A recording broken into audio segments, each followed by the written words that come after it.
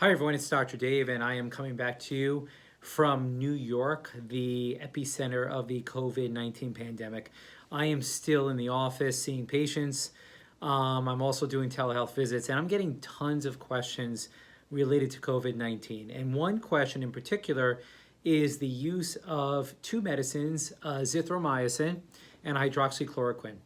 And these two medicines have been touted by President Trump as a possible game changer.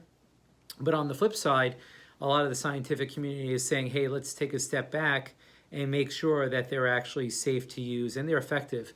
So here's the issue. The issue is right now with COVID-19, we really don't have any good treatments and people are desperate and people are dying. So I understand the urgency of getting these medicines to people and even using them on a compassionate basis. And we are doing this in the hospital and in the outpatient setting. The flip side is hydroxychloroquine, which is used for inflammatory disorders like lupus, rheumatoid arthritis, malaria, and other indications, is also a medicine that can cause arrhythmias.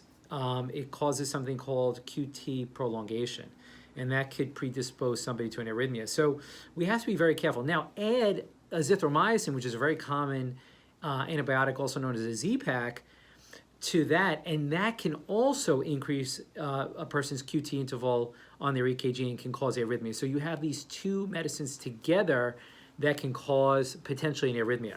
So yes, we should consider using these medicines, but no, we should not be giving these medicines out to everybody who has any symptoms at all. I think we have to really use it on a case-by-case basis.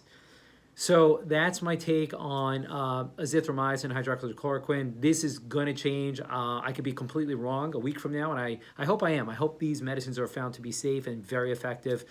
But the truth is we don't know right now. Okay, so until next time, this is Dr. Dave.